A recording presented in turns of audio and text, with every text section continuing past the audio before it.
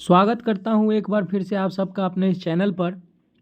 और मैंने जो history arts class 12 Bihar board के लिए जो टेस्ट सीरीज़ शुरू की है, आज उसका ये दूसरा खंड है। पार्ट 2 में वीडियो लेकर के आया हूँ। पहले पार्ट में मैंने 25 क्वेश्चन आप लोगों को करवाया था और आज इस दूसरे पार्ट में मैं प्राचीन भारत के इतिहास के ही 20 अन्य महत्वपूर्ण प्रश्नों को आप लोगों को करवाऊँगा।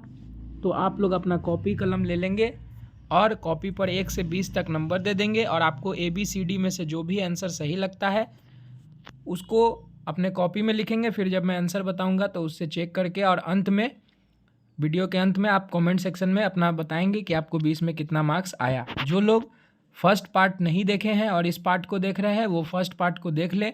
उसमें मैंने 25 क्वेश्चन कराया हुआ है हिस्ट्री का, प्राचीन भारत के इतिहास का ही 25 क्वेश्चन मैंने कराया हुआ है। वो भी बहुत इंपॉर्टेंट है, आप जा कर के उसको देख सकते हैं। ज़्यादा बात किए बिना शुरू करता हूँ मैं अपने टेस्ट सीरीज के खंड दूसरे यानी पार्ट 2 वीडियो का, जिसमें मैं 20 क्वेश्चन आपको कराने वाला हूँ। और पहला क्वेश्चन आपके स्क्रीन पर आपके सामने है और क्वेश्चन है गौतम बुद्ध का जन्म कब हुआ। क्वेश्चन है गौतम बुद्ध का जन्म कब हुआ। इन्होंने बौद्ध धर्म चलाया था। तो गौतम बुद्ध का जन्म कब हुआ? ऑप्शन ए है 463 ईस्वी पूर्व, ऑप्शन बी में है 468 ईस्वी पूर्व, ऑप्शन सी में है 563 ईस्वी पूर्व या डी 540 ईस्वी पूर्व। 463 BC, 468 BC, 563 BC या 540 BC। गौतम बुद्ध का जन्म कब हुआ? 463 ईस्वी पूर्व, 468 ईस्वी पूर्व, 563 ईस्वी पूर्व या 540 ईस्वी पूर्व। 463 BC, 468 BC, 563 BC या 540 BC। तो इसका सही जवाब क्या होगा? इसका सही जवाब होगा 563 ईस्वी पूर्व। गौतम बुद्ध का जन्म कब हुआ था? 563 ईस्वी पूर्व में हुआ था।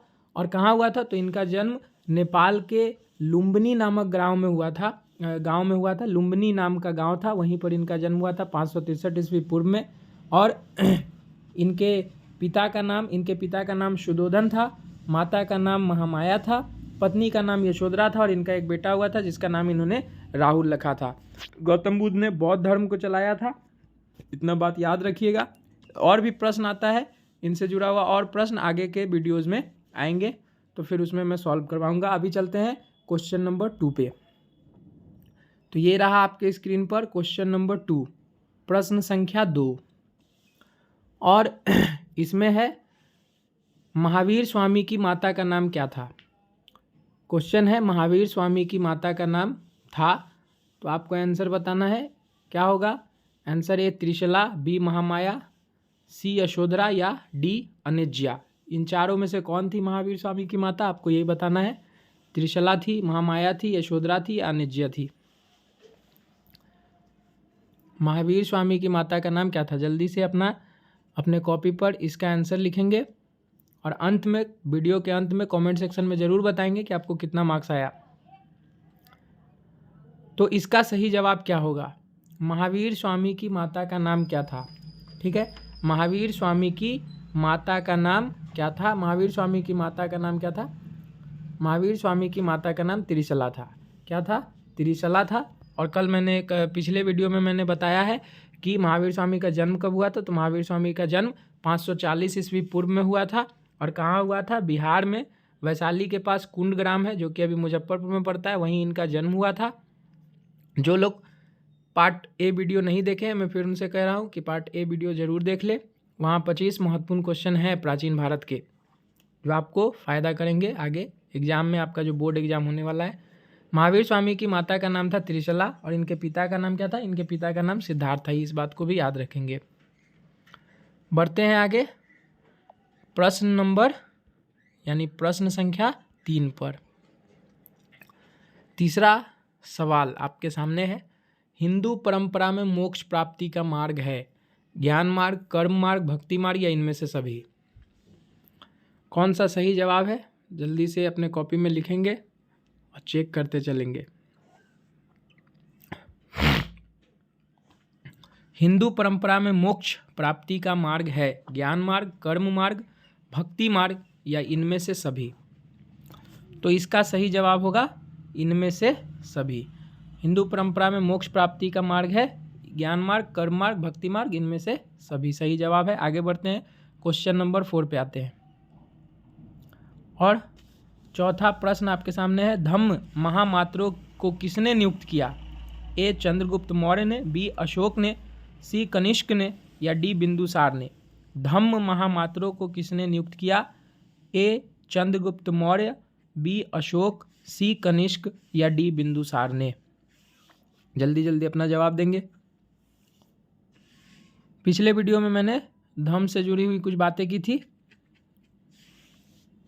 तो धम्म महामात्रों को किसने नियुक्त किया था? इसका सही जवाब होगा अशोक।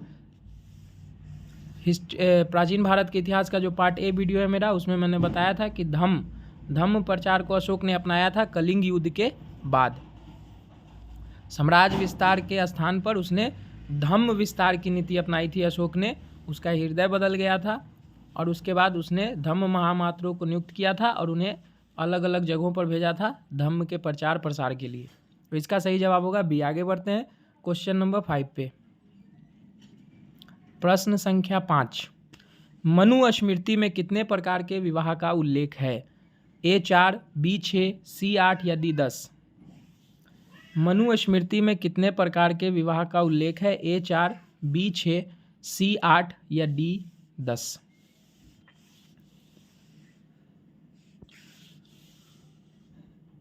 जल्दी जल्दी अपना जवाब देंगे। मनु स्मृति में कितने प्रकार के विवाह का उल्लेख है? ए 4, बी 6, सी 8 या डी 10। तो इसका सही जवाब होगा सी 8। मनु स्मृति में कितने प्रकार के विवाह का उल्लेख है? 8 प्रकार के विवाह का उल्लेख है। ये 8 प्रकार कौन कौन से है? तो मनु स्मृति में 8 प्रकार के विवाह है। ब्रह्म विवाह, दैव विवाह, आर्ष विवाह, प्रजापत्य विवाह, असुर विवाह, गंधर्व विवाह, राक्षस विवाह और पिशाच विवाह। ये 8 प्रकार के विवाह है मनु स्मृति में जिनका उल्लेख किया गया है। आते हैं अपने प्रश्न संख्या 6 पर। जी हाँ, प्रश्न संख्या 6, महात्मा बुद्ध को ज्ञान की प्राप्ति कहाँ हुई थी? ए लुम्बिनी, बी सारनाथ, सी बोधगया या डी वैशाली। लुम्बिनी, सारनाथ, बोधगया, वैशाली। महात्मा बुद्ध को ज्ञान की प्राप्ति इन 4 जगहों में से कहाँ हुई थी? जल्दी जल्दी अपना जवाब लिखेंगे।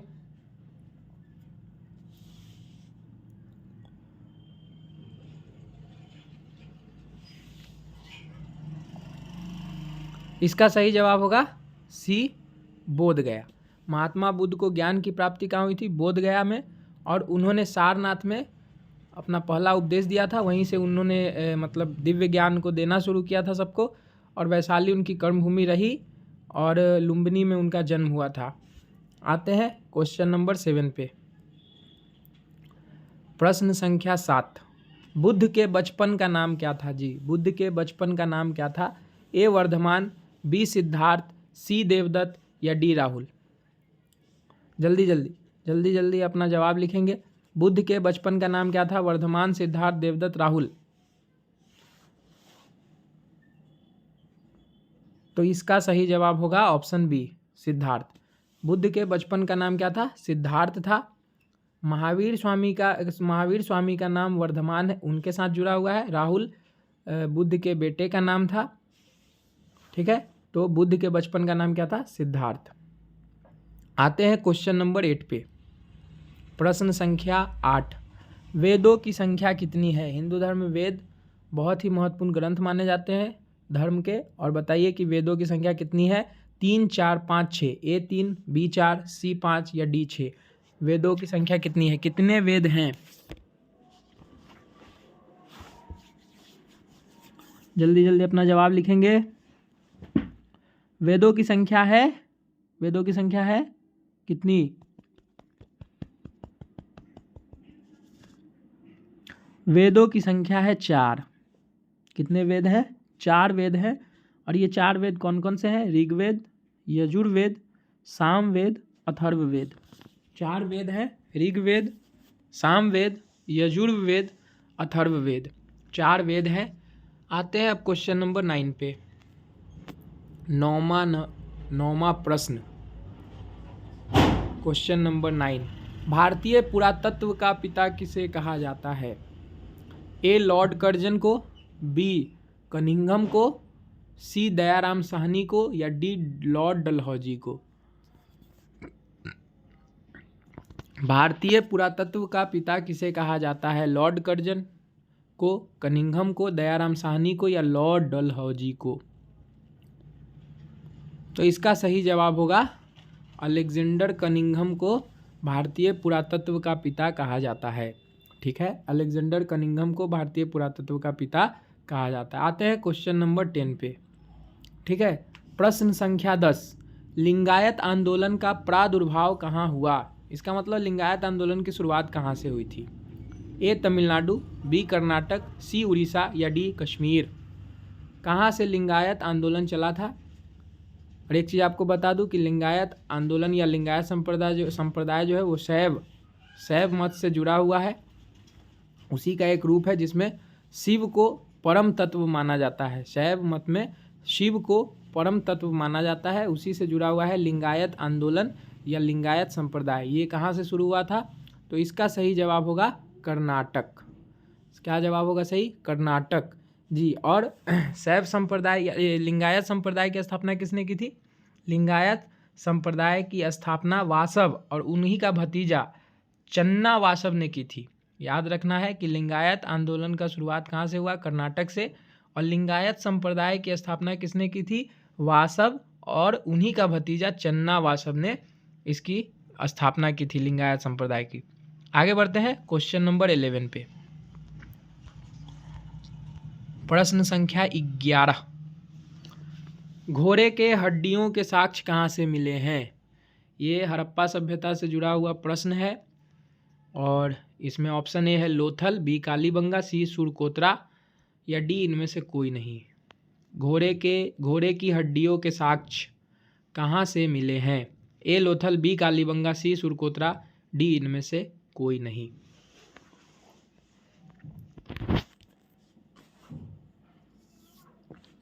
इसका सही जवाब होगा सुरकोतरा। ये कहाँ है? गुजरात में है। ठीक है, सुरकोतरा गुजरात से घोड़े की हड्डियों के साक्ष्य मिले हैं। आते हैं क्वेश्चन नंबर 12 पे।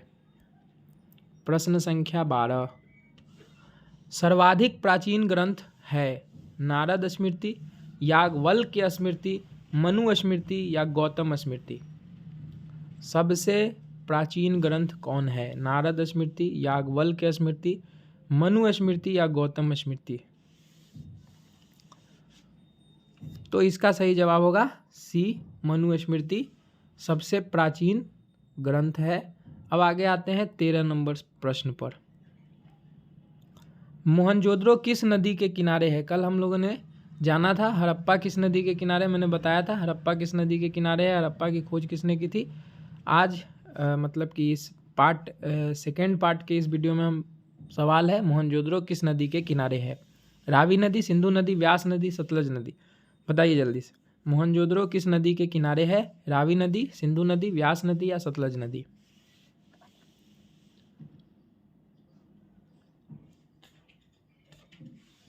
तो इसका सही जवाब क्या होगा? सिंधु नदी। हड़प्पा किस नदी के किनारे है?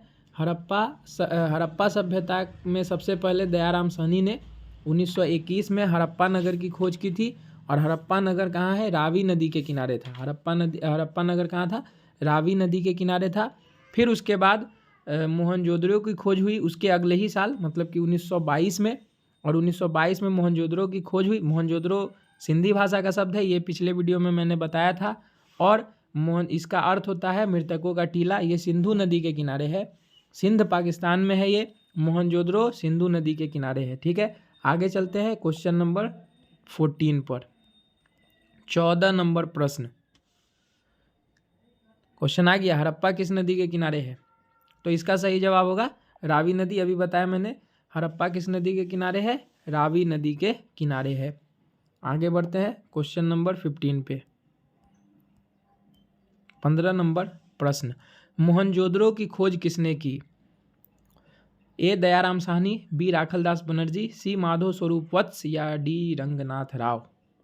मोहनजोदड़ो की खोज किसने की थी?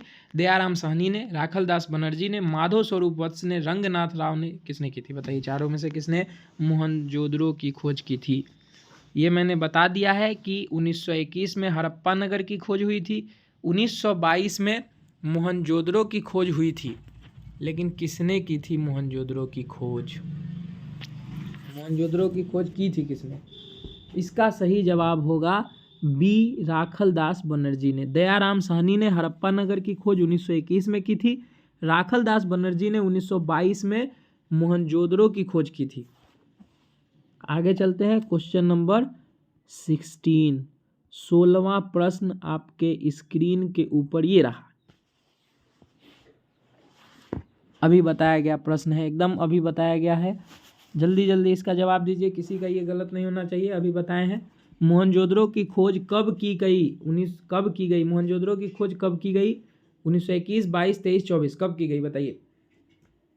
अभी बताया गया है कि मोहनजोदड़ो की खोज 1922 में की गई थी, 1921 में हड़प्पा नगर की खोज हुई थी, 1922 में मोहनजोदड़ो की खोज राखल दास बनर्जी ने की थी। आते हैं क्वेश्चन नंबर 17 पर। 17वां प्रश्न आपके स्क्रीन के ऊपर ये रहा, कालीबंगा कहाँ स्थित है? कालीबंगा कहाँ स्थित है? और आपके ऑप्शंस भी आपके सामने ये हैं, सिंध, बंगाल, पंजाब, राजस्थान। बताइए कालीबंगा कहाँ है? सिंध में, बंगाल में, पंजाब में या राजस्थान में?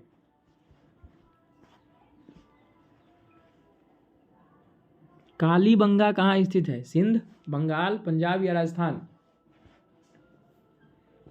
इसका सही जवाब क्या होगा? इसका सही जवाब होगा राजस्थान। कालीबंगा कहाँ है? राजस्थान में है। किस नदी के किनारे है? सरस्वती नदी के किनारे है। कालीबंगा की खोज कब की गई? 1953 में की गई। इसके खोजकर्ता कौन है? ब्रजवासी लाल। ध्यान रखना है, कालीबंगा की खोज ब्रजवासी लाल ने की थी, 1953 में इसकी खोज की गई थी। ये राजस्थान में है और ये सरस्वती नदी के किनारे है। आगे बढ़ते हैं, क्वेश्चन नंबर 18। 18वां प्रश्न आपके स्क्रीन के ऊपर ये रहा, मेगास्थनीज भारत में किसके दरबार में आया था? ए चंद्रगुप्त मौर्य, बी बिंदुसार, सी अशोक या डी कनिष्क। जिन्होंने पार्ट ए वीडियो देखा होगा उनको पता होगा इसका जवाब बिल्कुल, क्योंकि उसमें भी इस बारे में मैंने कुछ बताया है। मेगास्थनीज भारत में किसके दरबार में आया था? ए चंद्रगुप्त मौर्य, बी बिंदुसार, सी अशोक, डी कनिष्क। तो इसका सही जवाब होगा चंद्रगुप्त मौर्य। मेगास्थनीज किसके दरबार में आया था? चंद्रगुप्त मौर्य के दरबार में आया था। और मेगास्थनीज ने अपने यात्रा वृत्तांत को इंडिका नाम से लिखा। वो मौर्य साम्राज्य के इतिहास को जानने का एक महत्वपूर्ण स्रोत है। आगे बढ़ते हैं, question number 19। Question number 19। Mahabhashya के लेखक कौन है? ए कौटिल्य, बी कालिदास, सी हरिसेन या डी पतंजलि। महाभाष्य के लेखक कौन है? कौटिल्य, कालिदास, हरिसेन या पतंजलि। जल्दी जल्दी अपना जवाब लिखेंगे।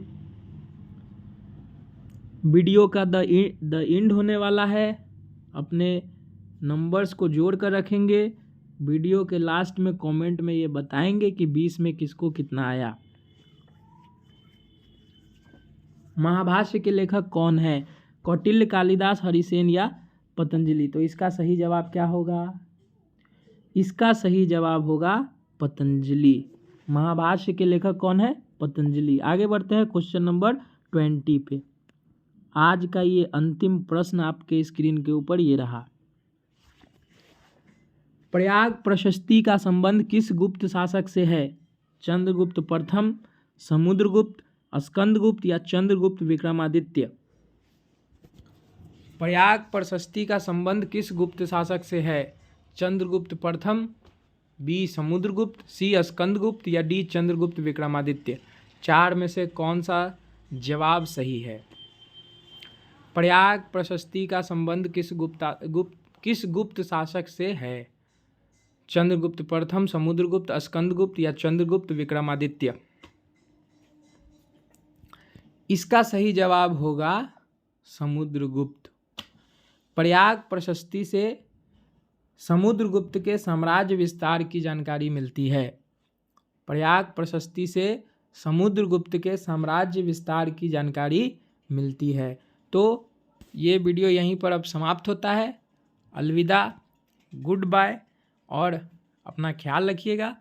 फिर से आएंगे और एक वीडियो लेकर के, उसमें फिर 20 या 25 क्वेश्चन लेकर के आएंगे आप लोग के लिए। अभी हम लोग प्राचीन भारत के इतिहास के ही महत्वपूर्ण MCQs यानी ऑब्जेक्टिव टाइप क्वेश्चंस को करेंगे। जब प्राचीन भारत का हो जाएगा फिर हम लोग मिडिल एज में चलेंगे, मतलब मध्यकालीन भारत के इतिहास को देखेंगे, फिर उसके बाद आधुनिक भारत के इतिहास को देखेंगे, और फिर उसके बाद और सब देखेंगे। तो ठीक है, बाय, प्रणाम, सलाम, गुड बाय, धन्यवाद वीडियो को देखने के लिए, गुड बाय।